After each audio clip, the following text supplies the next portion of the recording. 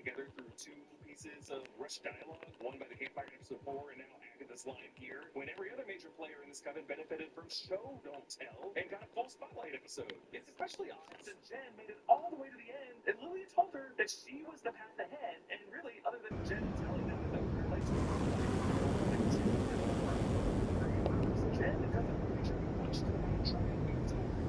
The doctor trusts Jen and the they want to follow what and then their vision representing what she thought happened. Things feel like Jen was even some structure, price, a budget, but I'm just wondering why the beach house kitchen couldn't have been turned into like a 1920s hospital delivery room where Jen could have talked more openly about her rights.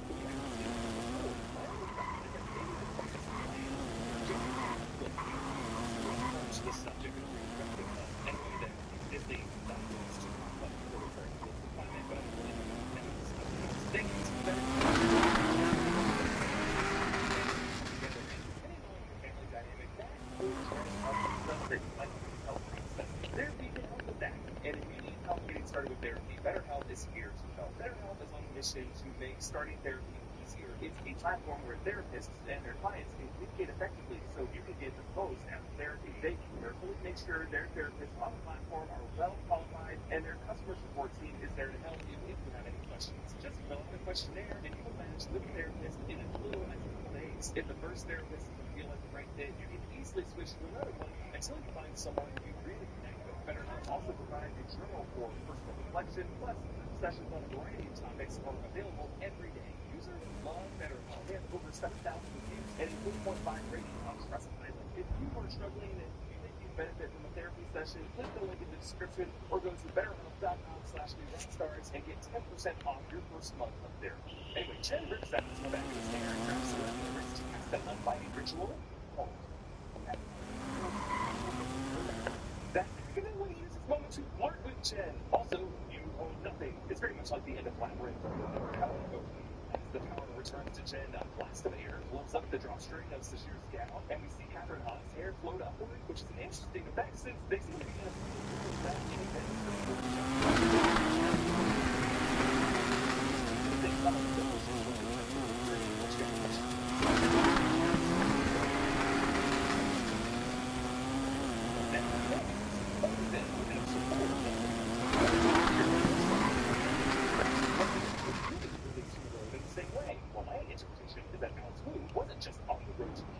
she also needed to fulfill her calling as a protector witch, the Knight of Wands, and that mission brought her all the way towards end of episode 5, because that role also was critical.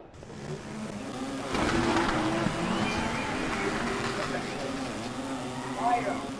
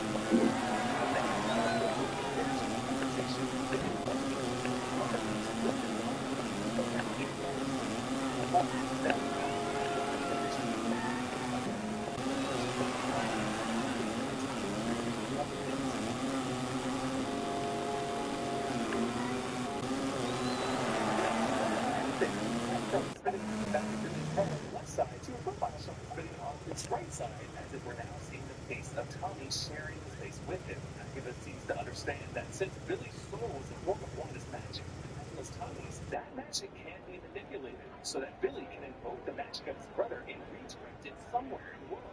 Agatha grabs his head and directs him to locate where Tommy must go. At first, Billy says it's black, and we flash to a nearly black frame, but with red shapes moving through it. Notice how these shapes interlock, almost at hexagonal angles. These red shapes must be the red-tinted CMVR that made up the hex wall and the roots of everything want to conjure within that hex, including Tommy. Really weird scene from the perspective of Tommy's non-existence, as it's just kind of like Agatha's magical code. Billy says he can't find a place, but Agatha says 120 bodies empty out every minute. I don't know where Agatha got 120 as a statistic, but reportedly 106 people die on Earth every 60 seconds. Maybe the death rate is just significantly higher than you can see. So the red CVR is beneath the surface of the red water, and the water is unconscious of his brother, and we see a shot of a young man being pushed into the water. This boy wears a dark hat, a gray tank, shorts, and shoes, meaning he did not show up to this lakeside ready to go swimming. He was dragged out here and forced in, probably a non-swimmer. We learned that this kid was pranked and drowned in the water. They hold his head down. It looks like a summer camp scenario gone awry, perhaps a reference to Jason Voorhees at Camp Crystal Lake in the Friday the 13th films. Billy shouts, "To the people, the family, there's no one to love him. He's got no one." Now, since the Agatha series was somewhat consistent with Billy Kaplan's family background, we should note that Tommy Shepard was unfortunate for the one of the film backstory characters. Tommy to have a pretty rough childhood in HB. Then he vaporized his high school using his speed powers, implying it was an accident, leading to Tommy being imprisoned by the government and experimented upon to turn him into a living weapon. So whenever the MCU picks up with a search for Tommy, perhaps at Vision Quest, it's going to be a very dark situation for him. But the fact that Tommy's origin moment appears to be a kid being bullied, which would have been bullied to death if not for Billy's intervention here, it makes me feel like when we see Tommy next, could be a story about youth bullying, and my hope is that this will be the predominant theme of Marvel's mutant saga on the other side of Secret Wars. Grounded stories of how we treat each other, why we bully, why we oppress, why we retreat to our tribal corners, and that is the story of mutants in the Marvel world. And the way Billy Maximoff found William Kaplan, a vessel of a boy already primed to like magic, I wonder if Tommy could have found a kid already primed, maybe via a mutant gene, to be a speedster. Billy shouts, "Am I killing this boy so my brother can live?" Of course, Billy didn't compel the summer camp bullies to push Tommy into the lake and hold him down, but this speaks to Billy's own guilt for taking over William's body. Some part of him still thinks that by taking over William's body, he killed William, but in truth, he really just took over a vessel that was already empty. Tommy raises his head from the water and breathes with new life, and Billy, achieving what he needed, exits the road, and Agatha says, really just for herself,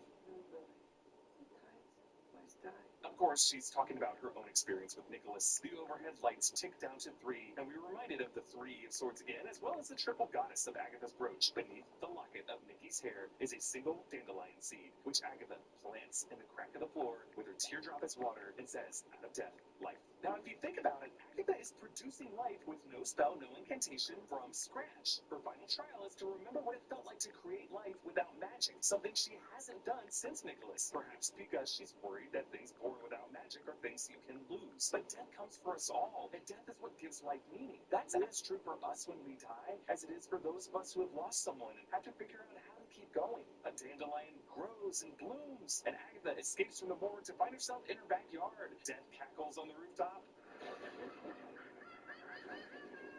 Yes, very Wicked Witch of the West, when the Wicked Witch appears on the roof of the cottage beside the yellow brick road before hurling a fireball at Scarecrow. Lightning flashes, revealing the bottom half of Death's skull face. Agatha claims she released Billy, but since he's not here, Death is ready to claim Agatha.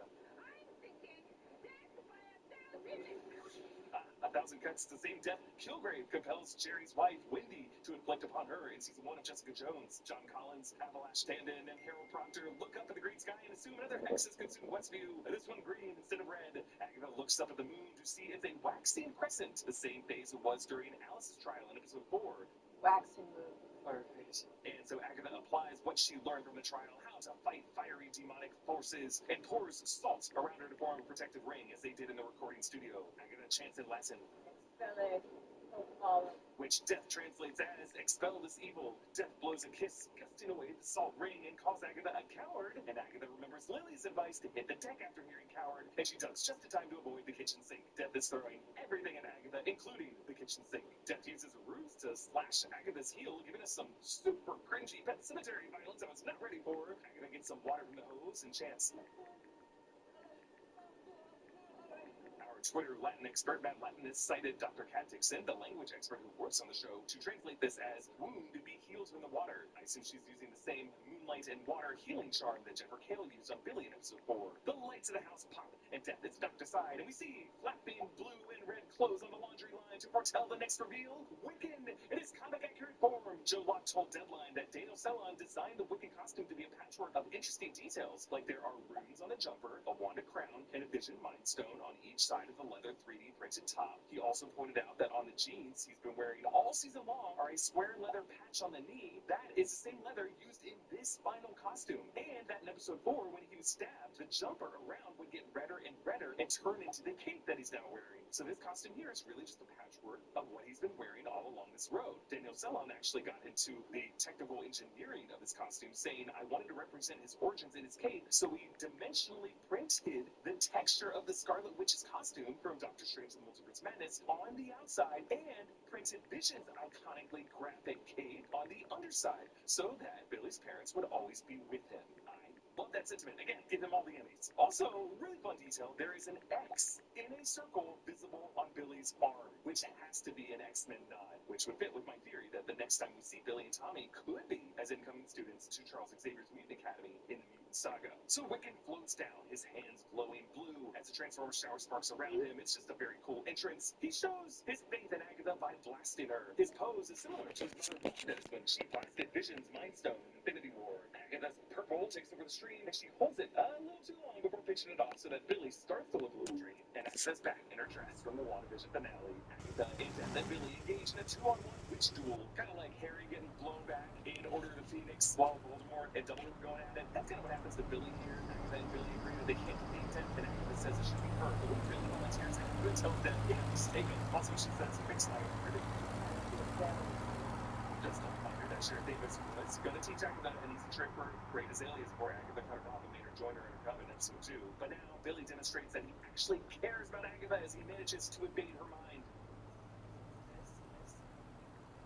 Now, Billy's wrong. It's not exactly how Nikki died, but for Agatha, the idea of letting Death take another innocent boy away from her is just too much to repeat. So she gives Death what she has wanted in multiple ways and plans a big old kiss on her and gives herself the kiss of death.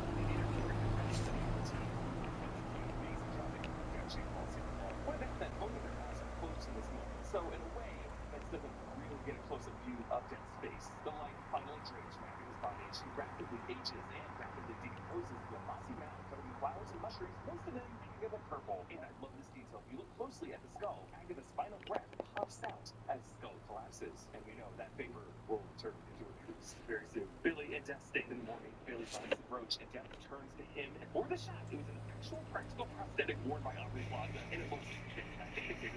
Now it's the sort of natural sunlight, and they just needed the detail on the bone surfaces to hold up on the former studio lights. Billy walks through the battered through Westview as the neighbors stare, and he raises his hood, looking just like Wanda did as she walked through Westview, avoiding the stares of others after dropping the hex. Billy returns to Eastview to Rebecca and Jeff, and we learn that he's only been gone for 24 hours, so the full Witch's Road was only a day in Surface World time. While there was probably some time dilation there, considering most of the episodes along the road actually picked up right where the last ones left off. It really didn't seem to be that much longer than a day that they were gone. Billy showers, and we spend a long time in this shot with the camera low to the ground, approaching his bedroom, reminding me of the point of view shot of Death in the opening shot of Alice. Now, this is the ghostly point of view of Agatha. Billy wipes away the condensation, triggering me from the roadie's scroll shot to Secret Invasion.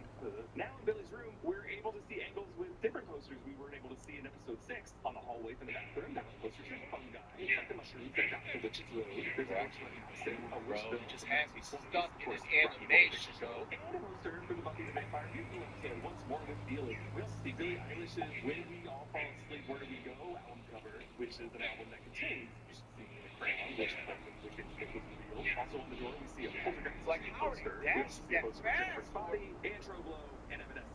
Billy looks around in his room, and a Lorna Wood poster, the figurines of the Wizard of Oz characters, including the green-skinned Wicked Witch, which is a shot that appears in the credits of every episode. What follows is a grand reveal sequence, edited in the style of The Sixth Sense, or the ending of HBO Sharp Objects, but most of all, The Usual Suspects. When the whole film is put into a new perspective and fantasy inspired by random details that were in plain sight throughout the movie on the wall of the room. Our breakdown of episode 6 went into most of the visible details of Billy's room and began to theorize that this would be the case.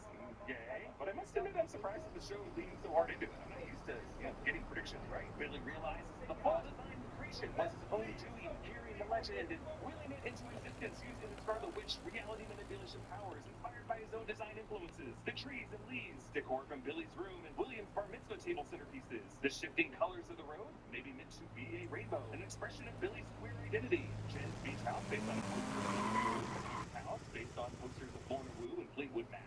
Agatha's sleepover filled with triangular string lights that Billy had in his room, along with various board games like Ouija. Lilia's castle based on the tarot cards that Billy had in his room, and the Wizard of Oz figurines and posters that he had in his room. And of course, the next invested was Billy's suggestion, and every first clue that initiated the trial was found by him. He was always the one pushing the others along. Earlier, Agatha appeared perfectly behind Billy on the Witch's Road when he was talking shit about her to Jen. Now, her ghost does the same. A couple final details from episode 8. During the credits, the photograph of the kid in the witch mask has been updated to this image of a young Joe Locke with that witch mask raised on his head. And photoshopped beside him is Rebecca Kaplan actress Maria Dizia, who's also in Halloween costume. And we also end with the Marvel television and the final card on a different background, Billy's bedroom, including his creepy-ass Nosferatu poster lower on his door. Because, of course, there never was an actual Witch's Road before Billy created it using this kind of decor. Alright, moving on to episode 9, Maiden Mother Crone. Obviously named after the triple goddess of Agatha's brooch, but it also represents the 3 stages of Agatha's life. The maiden, when she was young and put on trial by the Saillites, and presumably first met death, though the episode omitted that flashback. The mother, when she was with Nicholas, and the crone, in all the years afterwards, and began to transition to the ghostly form she now takes. We open in the year 1750 as a pregnant Agatha runs into the woods,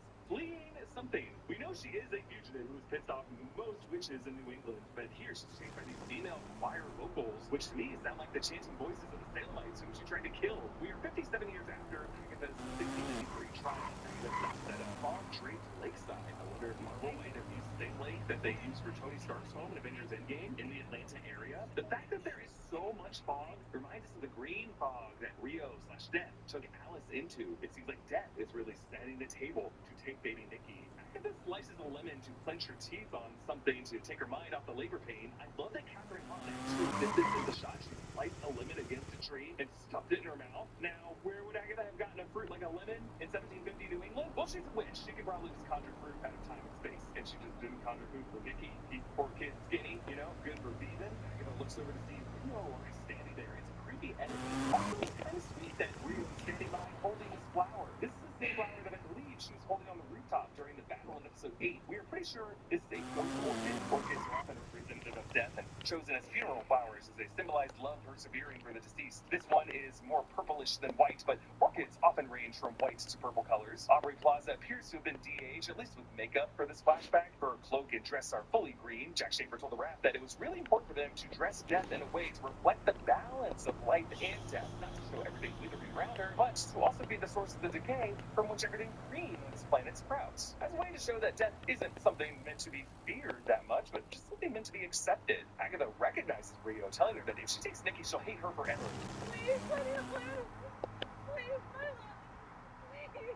Jack Schaefer told the Wrap that Agatha and Rio were lovers before this, and that the writers considered showing the life that the two of them had, like in a cottage, but they wanted to focus on the Nikki story. Death has pity on her love, offering time, but not specifying how much time. In a way, this uncertainty is not a gift. It's the opposite of the clear certainty that Lilia gains of her in episode 7. If death comes for us all, arguably it's a gift, and know when that's coming. For Agatha to gain a small number of years could be a gift, but for an ageless witch who lives hundreds of years after that, is a fraction of that life weighing so heavily on the rest of it worth it? I recognize it's a very deep question to consider, and I honestly can't spend that much energy thinking about it. Agatha gives birth to baby Nikki, a baby that I can now speak from experience is not a newborn, at least 3 months I would say, but very cute nonetheless. Agatha says she spoke no spell, spoke no incantation. There are many ways to interpret what exactly Agatha meant by from scratch, but it's very clear that no magic was used in Nikki's conception. By scratch suggests the old-fashioned way, and scratch is obviously suggested to be the origin of its name, Nicholas Scratch. I would think there must have been a father, unless from scratch means something like a recipe, and Agatha might be using, like a deer in the dandelion seed in the morgue trial, but even that. This video will explain the story of the Call of Duty Black Ops timeline, from back in 2008 with World at War to the newly released Black Ops 6, including everything in between. Naturally, there will be spoilers for all these games, so keep that in mind. There's also a cutscene in this video with a lot of flashing lights at this timestamp. With that, like the video if you enjoy and subscribe if you're new. I have lots of story-related content on this channel, like purely informative explanation-focused story videos like this one, to ones with more analysis and critique in them, all on a variety of games and series. If you'd like to support what I do, you can also donate to the Patreon for as little as $1 a month, the link in the description. As always, thank you by returning viewers for coming back to another video, and with that, let's get started. Our story first begins on the battlefields of World War II. While tensions were high even before this, and many smaller conflicts had already broken out, Germany's invasion of Poland in 1939 was when the war officially started, which brings us to Call of Duty: World at War. World at War has two simultaneous campaigns, the United States and the Soviet Union. On the US side, we play as Private Miller, against the forces of the Imperial Japanese Army. The campaign begins in 1942, a year after Japan had bombed Pearl Harbor, which forced the United States to join the war effort. Miller had been captured but is saved by Sergeant Roebuck and his squad. After their escape, the story jumps to 1944, with Miller and co. assaulting Peleliu Island. On this exact date in history, Operation Stalemate 2 had begun on the island. This operation was actually part of a larger operation currently in the works, but Stalemate was about capturing a Japanese-occupied airfield. The Major General at the time, William Rupertus, had predicted that the battle would be won in 4 days, but due to previous engagements with the Japanese forces, they prepared more defenses than before. The fight actually lasted months. This connects quite well to the game, as the upcoming battles are quite the struggle, as they get harder and harder as you push more inland. The next 4 missions all happen in the span of 2 days, as Miller and his squad take the airfield, disable mortar teams, destroy artillery weapons, and defeat thousands of Japanese soldiers. Eventually, they are able to overtake the island, dealing a significant blow to the Japanese. This all comes to a head on May 29, 1945, when the United States attacks Shuri Castle, the Japanese headquarters. The battle won here was not the official end, but was one of the few pivotal moments of the war that led to Japan surrendering, bringing an end to this part of the campaign. While this is happening, over on the other side of the world, Private Dmitry Petrenko fights alongside his Soviet brothers, while they attempt to take the fight to Germany directly. The Soviet Union back in 1939 had signed a non-aggression pact with Germany that not only prevented the two from attacking each other, but also split some territories within Eastern Europe between them. Germany broke that pact literally the week after this, by invading Poland, which forced the Soviet Union to take action. While World at War might not seem related to Black Ops in any meaningful way, the connection lies here with our duo of Dmitry and Reznov, characters who will reappear in the next title. This is their origin story of sorts. The first mission is during the Battle of Stalingrad. Many Soviet soldiers seem to have died, with Reznov and Dmitry narrowly escaping the village. The two of them work together to not only escape the German-occupied zone, but also take down General Heinrich Amsel, the architect behind Stalingrad's misery. 3 years flash by as we're then transported to April of 1945. From here on, we begin the fall of Berlin. Reznov and Dmitry and all of them beside them, the forces behind Berlin's eventual fall. Good shot. My fault. The Soviet forces are seen burning and destroying German homes, payback for what they did to their motherland. Eventually, Soviet forces would make their way into Germany, into the But still. a building that held symbolic meaning to Germany. They felt that capturing this would hurt morale, and so just like they did in real life, the Soviets tore down the That's me. That's my fault. That's my fault. the heart of Germany, Bad position. Soviet occupation. Both of these campaigns end around April to May of 1945. But it wouldn't be until September when the war was officially over. These battles that we played through were the turning points in history that led to the Allied forces defeating those of the Axis powers. And on September 2nd, 1945, World War II would officially be over. Following the defeat of the Axis powers, Reznov and Dmitry were sent on one last mission to prevent some last-remaining Germans in the Arctic Circle.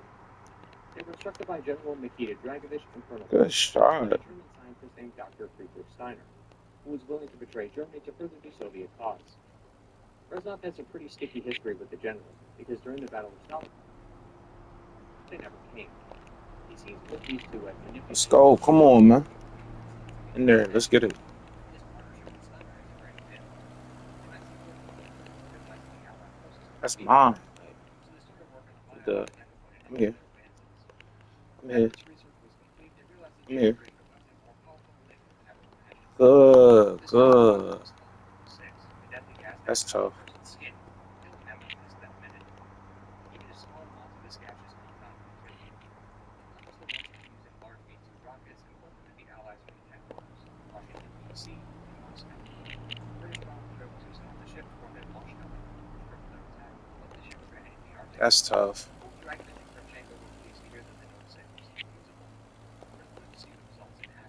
In there. Let's go.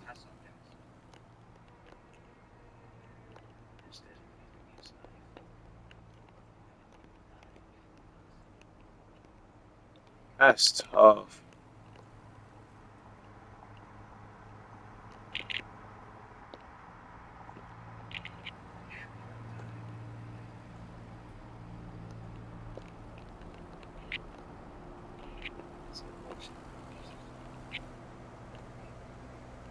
Give you that nigga. That's tough. I wasn't even. Yeah. He hit 2 threes. Yo, that shit crazy. Let's go. Good defense.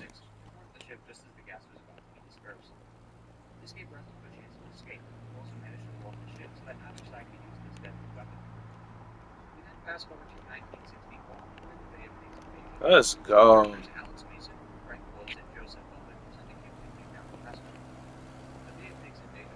Stay there, big man. Stay there. Stay there. Oh, never mind.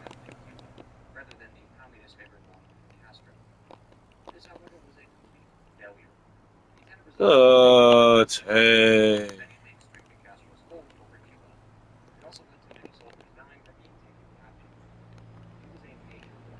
That's tough. Bro, he is not missing. Oh my god. It's sickening.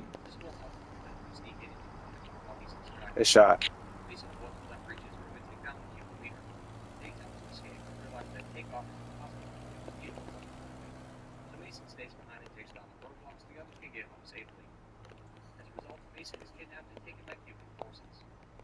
Let's go. Let's go. Come on, man. Good defense by your boy, man. Hey, yeah.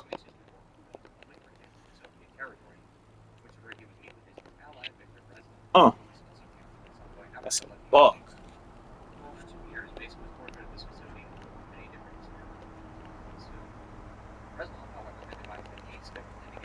Oh.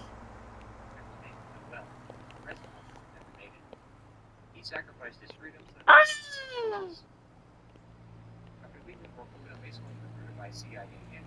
Yeah, that's tough.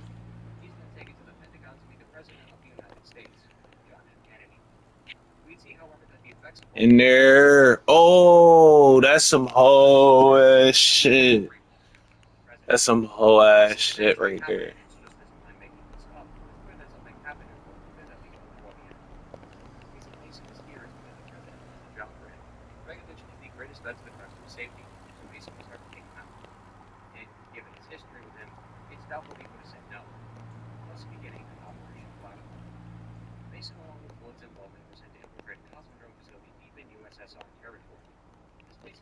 That's tough if he makes that. Oh, that's so tough.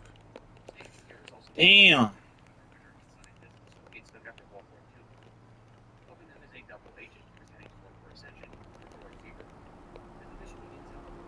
That's tough. Oh, he missed. Let's go. He missed. Thank God he missed. Oh, man.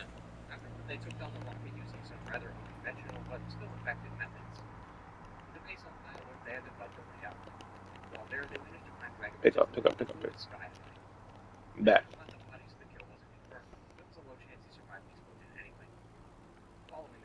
That is so tough. Like,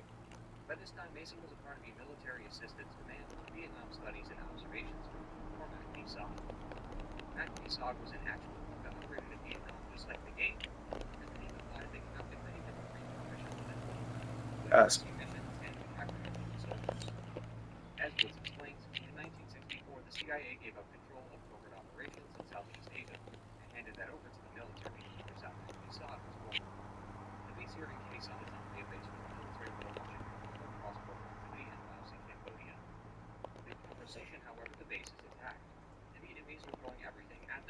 that's so tough. That was a tough game. I ain't gonna lie, it was tough.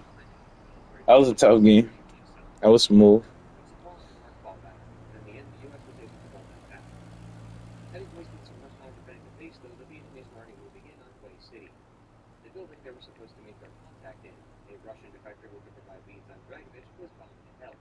so there's like a high chance they didn't survive. Despite that, it's always better to have tried and lost than never to have tried at all. So Mason went anyway, and there's a slight chance they were still there.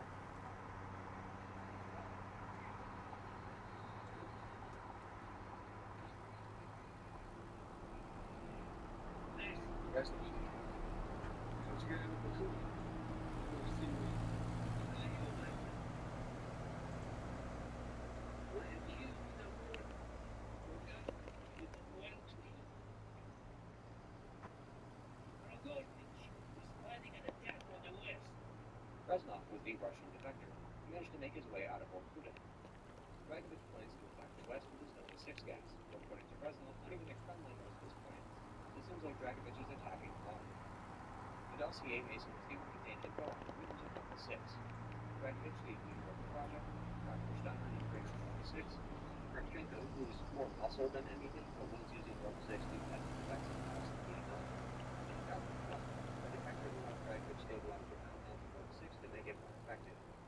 Yes, somehow more effective than what we saw back in 1945. From here, the group splits.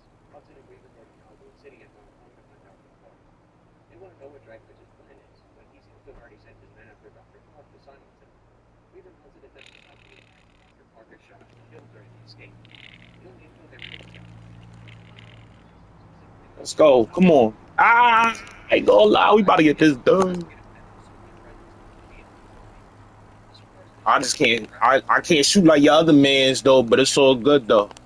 Cause the other mans, he was hitting them Jones. I ain't gonna lie to you. Like he bringing them Jones. Like Within 30 seconds of inhaling the gas, the subject would experience sudden and severe pain, followed by a drop in blood pressure, leading to fever, nausea, and vomiting. let's go foul. 60 seconds in, and the subject's skin will start to peel off. Possible problems regarding deployment were nullified, as even during warm days, the gas system wouldn't spread. Essentially, there's no stopping. That's a reach. Like damn. They had no lapse. Hudson claimed that the CIA had been probably carrying Level 6, so the 3% didn't investigate.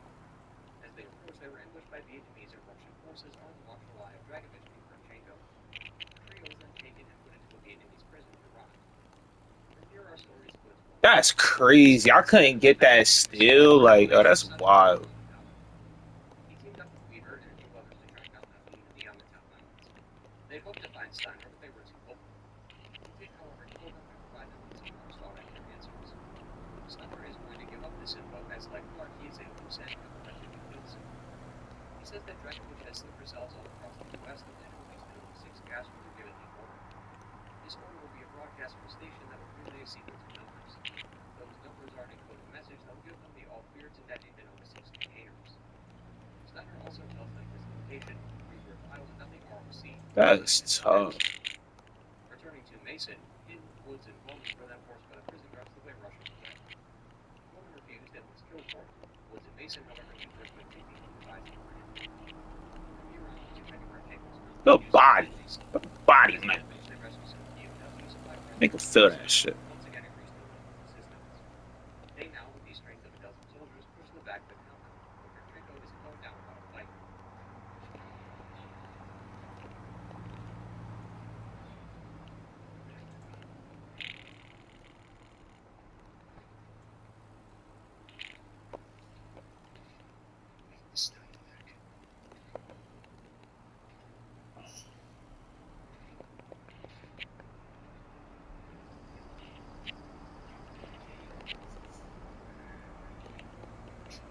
That's in there. Damn.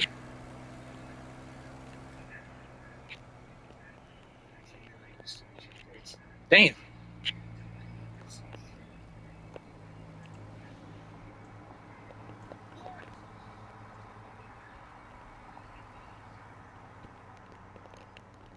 Give me that shit. I got you, Mason. Let's go. You're okay.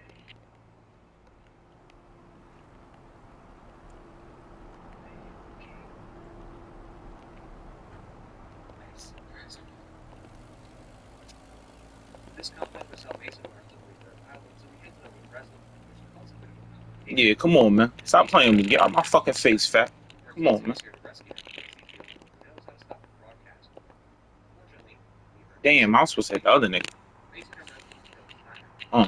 Damn. The board. Between each mission, Mason is being interrogated by God someone damn. on the broadcast station of the number CQC lead to.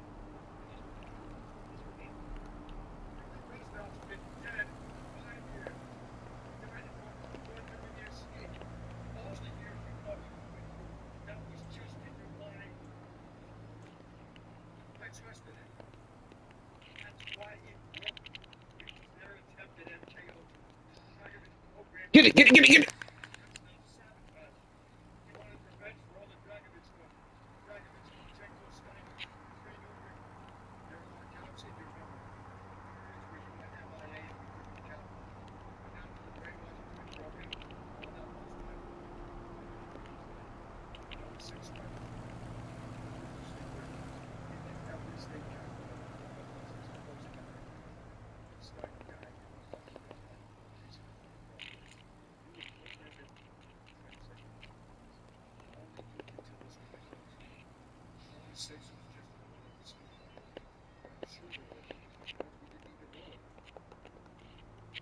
Weaver and Hudson were the interrogators. More confusingly, Reznov was never with Mason, as he died years ago after now revealed in his private documents. He closed the number sequence again to see if Mason got back to the location.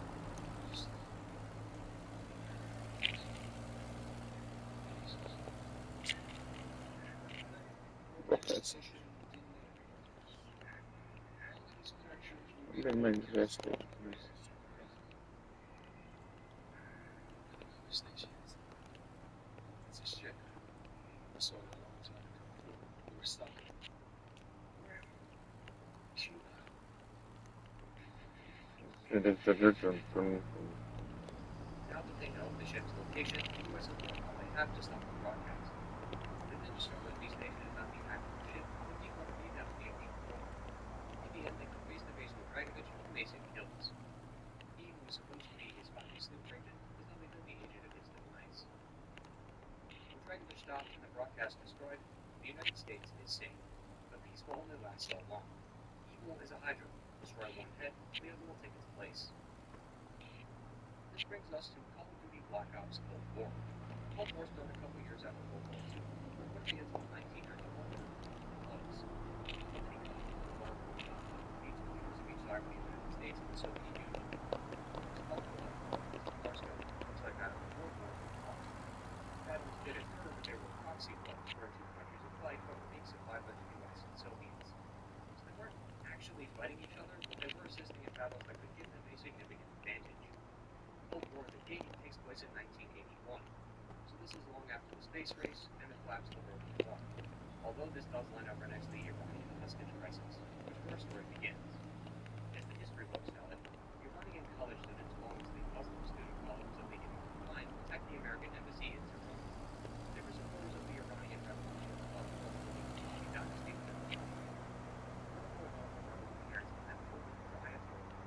Who would actually overthrow the current leader of the Mohammad Reza Pahlavi back in 1979. After he was overthrown, the U.S. granted him asylum and he was taken into the country for cancer treatment.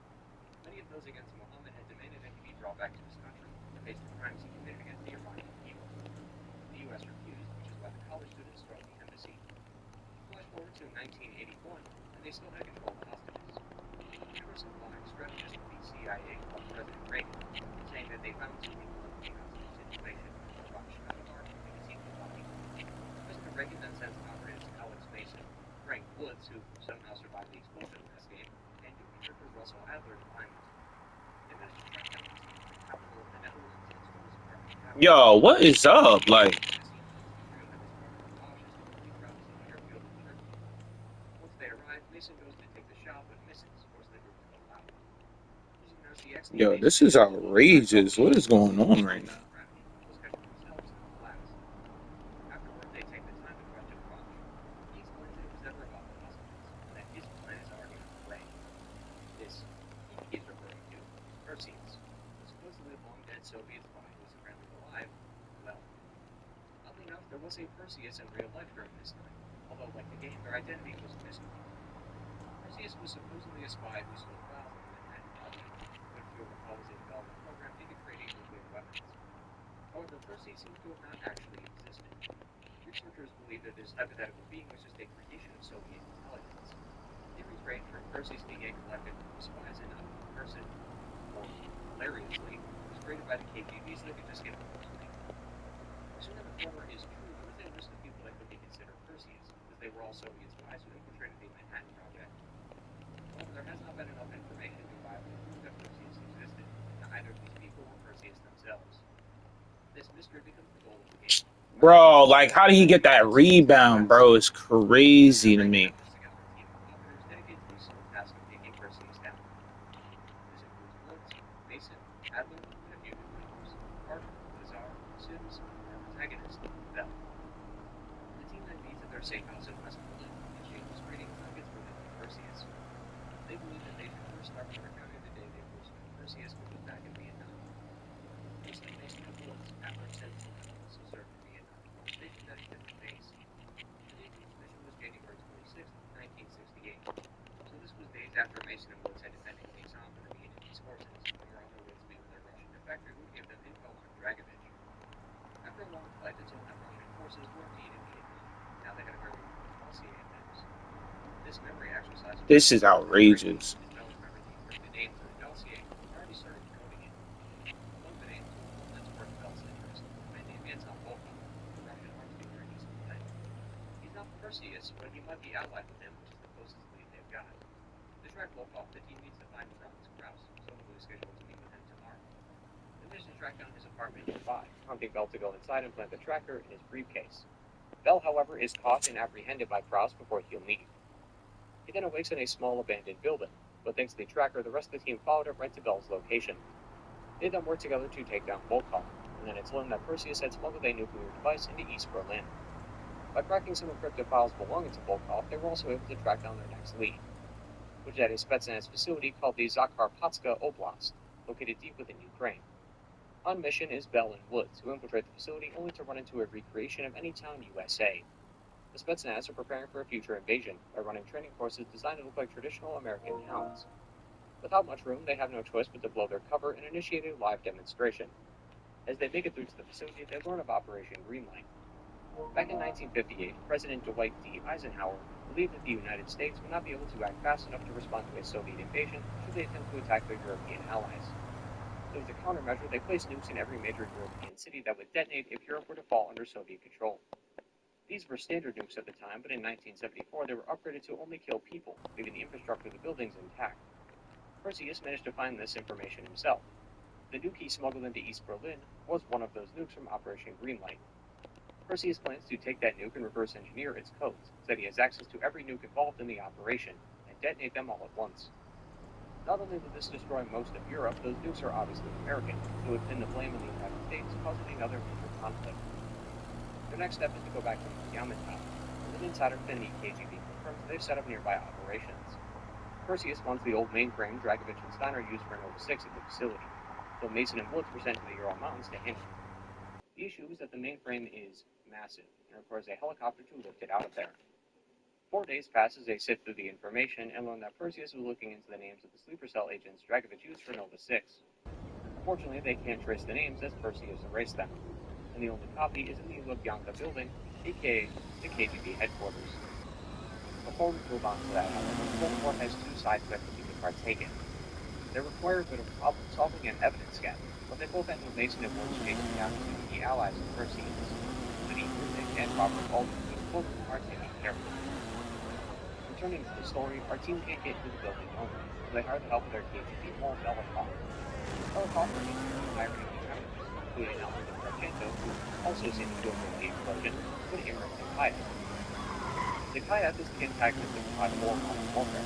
However, in 2019, 2022, and 2023, Activision removed the series under the same names. This Zakhaev in Cold War is not the same with COD 4. Regardless, Belikov's role in this plan is to give them access to the bunker, and to do that they need a bunker key. Activision removed the series under the same names. This Zakhaev in Cold War is not the same with COD 4. Look out there, MP.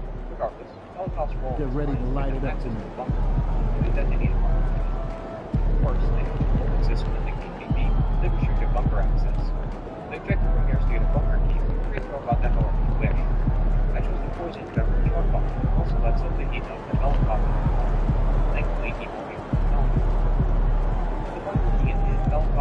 Adler, Bell, and York onto the basement and lead from the story. Unfortunately, they will have to go loud once they're down there, which will naturally result in heavy resistance, requiring the team to use heavy weaponry and armor they stole while down there. Among the list of sleeper agent names, the one they found was Theodore Hastings, a nuclear engineer in Salt Lake City. The team thinks that Hastings will be the one to activate the nukes after receiving the codes, but that couldn't be further from the truth. This is when the team learns of what we talked about before, where Perseus plans to detonate all the nukes. Hastings and his team were the ones hired to reverse engineer the nuclear codes. Perseus never had the intention of using the sleeper agent again, because he executed the team right when he got what he needed. With the info in hand, they can now extract before things get too hot. With a mid-extraction, Bell, Lazar, and Park are down. Bell is able to only rescue one person, while the other will be left behind and killed. The ramifications of this choice are something we will have to discuss later, though. Severely wounded, Bell is escorted to the safe house. Adler injects Bell with a drug that you think is to heal him, but that would be incorrect. Just like Black Ops 1, Bell 2 has been brainwashed, and everyone on the team knew about it. We gave you a second chance when you were shit out of luck. Now, I just want some assistance in return. Bell, you were one of Perseus' agents. His associate, Arash Kardavar, turned on you at the airstrip in Turkey. Left you for dead.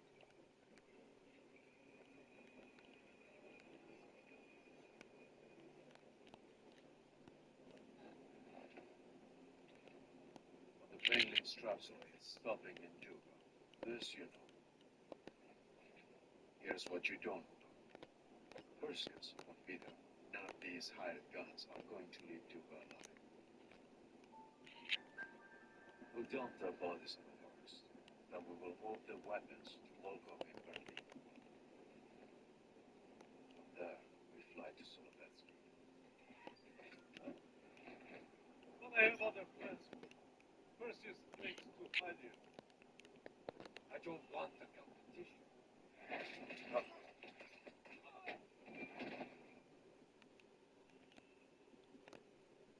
We were there. We found you.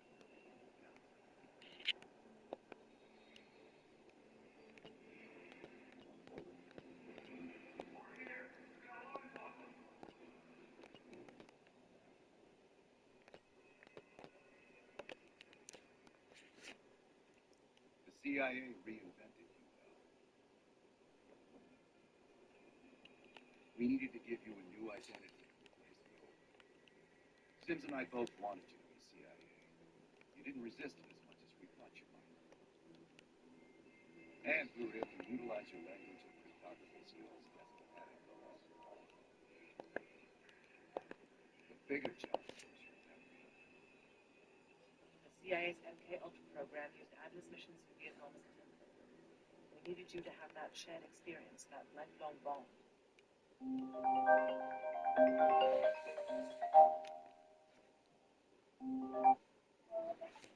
Yo, You? what it do, gang? What it do? I don't know, just the crew playing Black Ops. Oh, you playing Black Ops? Yeah, enjoy the new shit. Oh, 6? Yeah, Oh, I was just on the zombies, bro. That shit is so fire. yeah. I'm telling you, that shit hard. I was just on it. I'm on 2K now. I'm about to get on it too. I was about to Yeah, I'm get back on it. I had to get on Sunset real quick because Sunset Park is here from like the classic joint, so I had to get a little taste of that real quick. Yeah, what you nowhere today? Hell no. Fucking this week? Negative. That's ass. Of course it is. Yeah, yeah. Shit, I wish I had somebody Wills to borrow.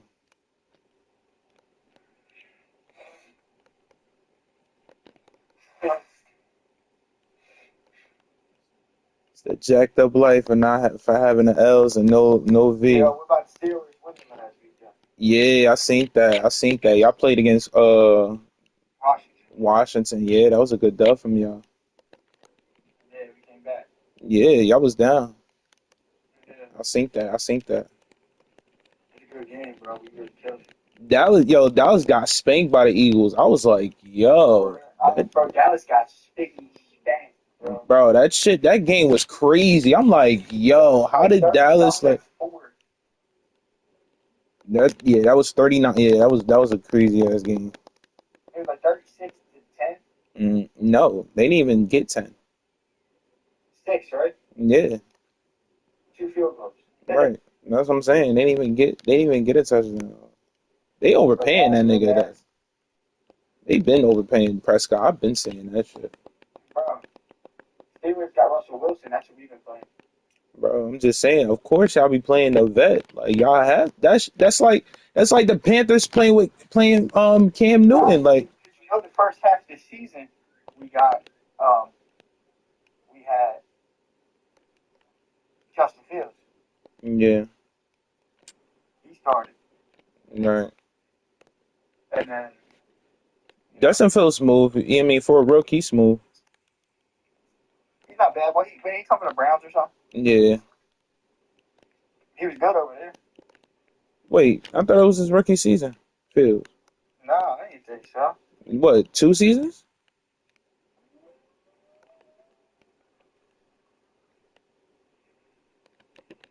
I'm keeping up like that. Original rookie card. No, he was on the Browns. He was on the Browns Yeah, again. Oh, he's okay. on the Browns. Chicago. No, he's on the Bears. The Bears. That's why I ain't really here for Fields, but yeah, the Bears. Yeah, that makes sense. Yeah, because last year he was on the Bears, and then Right. he came over to us this year, and then Starting him under Wilson. I mean, that's not bad. You got a smart quarterback behind you. You know what I'm saying? So it's like yeah, bro. I just had to call you to tell you about the Black Ops 6 zombie shit, bro. That shit crazy. I was playing it last night. I went to like round 20, round 30, some shit.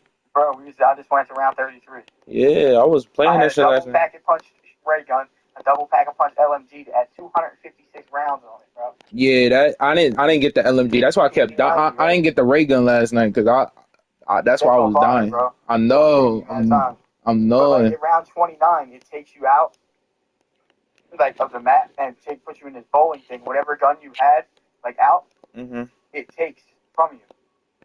Wow. And I had my ray gun out, and it took my ray gun. I was like, no. No, why it do that though? I don't know. It's just what happens. Does it depend on what? Oh, it just takes both your guns. No, it just takes one. So you had it equipped and it took it. Yeah, like you got to grab the bowling ball, bro. Yeah. And then you roll the bowling ball down to the pins and the zombies. You get points, and I guess it's like something with the game. Oh, I know what you talking about. I know exactly what you talking about in whatchamacallit. I forgot what map that's called, but yeah. Where a pack of bunches in the church. Yup. Yeah. Bro, the pack of punch easy as hell. Oh yeah, all you gotta do is buy doors. That's it. After round 20, when you go down after round 20 and you come back the next round, it gives you 25,000 points, bro. Wait, you said if you go down before what? Like after round 20, Yeah. if you go down and you gotta sit out the round, you come back and lose all your guns. I had to do that once, thankfully. Oh yeah. Bless me, yeah. With like Matt, yeah. 25,000 points now. Yeah, I'm like, what? That's crazy. Enough, bro. It's enough to grab a gun from the crate, 2 guns from the crate, and go pack a punch both of them. Yeah, because the guns on the walls are more expensive now. Like that shit is crazy. Bro, I bought. What did I buy off the wall? The AK-74. Oh yeah, that's a solid. Yeah, the purple one. Remember? Yeah. Yeah, I did. Remember? Nah, gun is really slaps that Tanto gun. The Tantro. The Tantro, whatever that shit called. Yeah, I had that John too. It only got 20 rounds though. Yeah, I know that shit. That shit got accuracy though. Was bringing in points, bro. Like, I mean, I was running around the train with the cars, bro, and just like I was untouchable, bro. Like I was just sitting there. I was untouchable. Are you playing the other map now? All right, word. My cousin's playing the other map, but I'm playing the other map. Y'all playing together? Yeah, we just go 1-1. Which one? You on Xbox, right? Yeah. Oh, that's why you got I got seen my name on there. Nah, my brother's got PS5 too. Yeah, but you still it's crossplay, so. Oh, is it? Yeah. Yeah, Christian play include all the Yeah, if Christian was playing, if you was playing with Chris, you could play with me too. Oh, word? Yeah, it's crossplay. I got Oh, that hoe. Yeah, like it's not like I don't got that hoe. The gun that I had was called the PP90. PP90. Oh, that's that. Oh, I know what you talking about. That gun go. Yeah, that gun got 60 rounds in that shit. You pack punch that shit. Got Nah, yeah. bro. It's got 100 rounds. When you pack a punch it, it gives you 256. Ain't that the submachine gun? No, bro. Is it LM? Is it submachine gun or LMG? Oh no, it might be the LMG. I'm The one I tweaking. had. No. It might be the LMG. SMG? It's a submachine gun. Oh, so we talking about the same one. Yeah. Oh well, now multiplayer. That shit got motherfucking 60 rounds. Did it come with 60 rounds? And my pack punch it had 256. Yeah, bro, it was crazy, bro. That shit. Nah, but and that's what I'm saying though. That shit like that shit do damage though. Like that shit got nice accuracy. I like the way it shoots, and I like the stability on that gun. Whoa.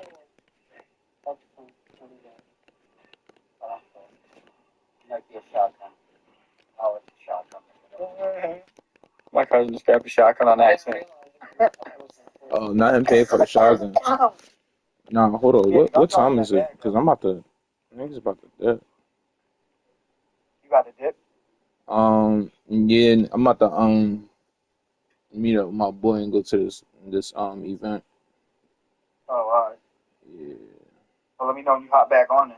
Oh no, most definitely. I'm about to I'm gonna call you. Yo, you gotta whatchamacallit? Text me on the bro, why is this shit $30? Oh no. Text you on the Yeah. Text me on my new number. all right. What's that? 917 917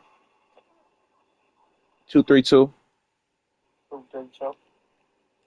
4577. All right, I got you. Let's copy that. Paste it here.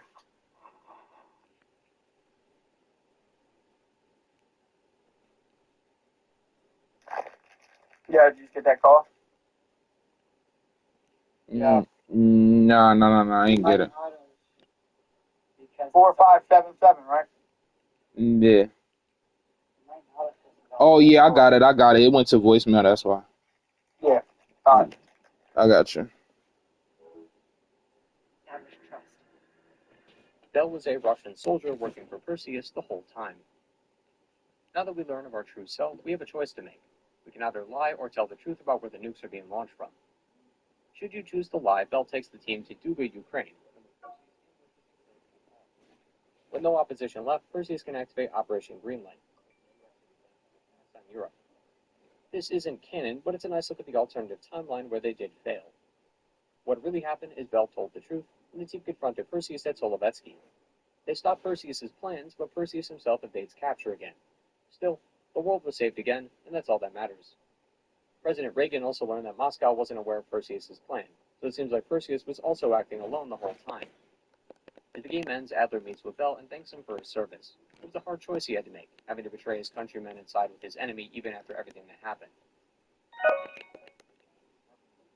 Pulling a gun on Bell before the game cuts to black.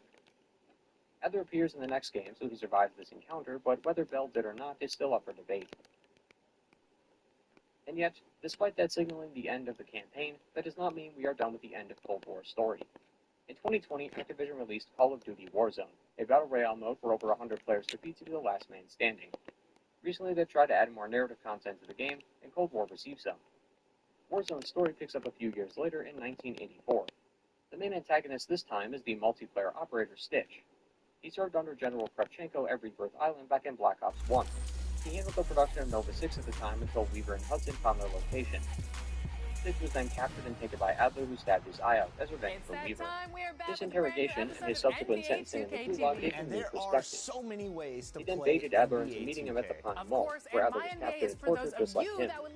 His team followed a few leads placed by Perseus with the intent of wasting their time, which they happily fell right into. Naga was used as a distraction to keep them occupied. The CIA then learned that Adler had been moved to Verdansk. Meanwhile, operators Wraith and Knight would travel to Mount Yamantau to retrieve the data of the numbers program that Mesa went through in Vorkuta. They would also blow up Mount Yamantau with a nuke. Today, we're joined Stitch by plans to Jeff not only Schrader, pin the explosion producer on on the my US, NBA so the Mode. How you Soviets have doing, a Jeff? reason to I'm go to doing war great, with Chris. them. Thanks for having me. They also So let's want the talk about numbers some of data the so new we could features affect in the entire mode. Let's start nations with of my people GM. instead of What just can one. fans look forward to The when they SCART team jump put in in the place mode to for the rescue first time Adler this is year? fortunately able Well, to find him, Chris, he's you're already been going brainwashed by to Stitch. take the role. He then moves forward with his plan and calls up a contact from South Africa named Jackal, who orders those at the jump station to ground the American satellites as they were interfering with the broadcast. Their newest recruit, Kitsune, is then tasked with picking up a package and heading to Germany to upload the Dragovich program, which activates the number sequence, brainwashing Woods' unit. Hudson questions how they were able to get the data, and how the data recording on the grounded satellite was busted, despite the autopsy coming back that it wasn't, leading Hudson and Woods to believe that Adler was brainwashed during his prior encounter with Perseus, and was inadvertently working for the enemy. Like with Mason 20 years ago, Adler gets to sit in the hot seat, while he's questioned on what his involvement is with Perseus.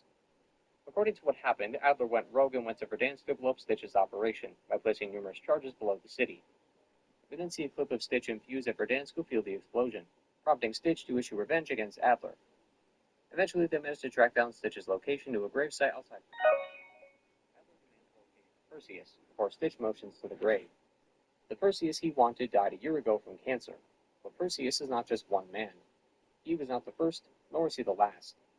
Perseus is a collective, and Stitch is a part of it. The reason he's so forthcoming about this information is because his role in the story is finished. He has played his part, the broadcast was complete, and now the rest is out of his hands. Adler then wastes no time pointing a gun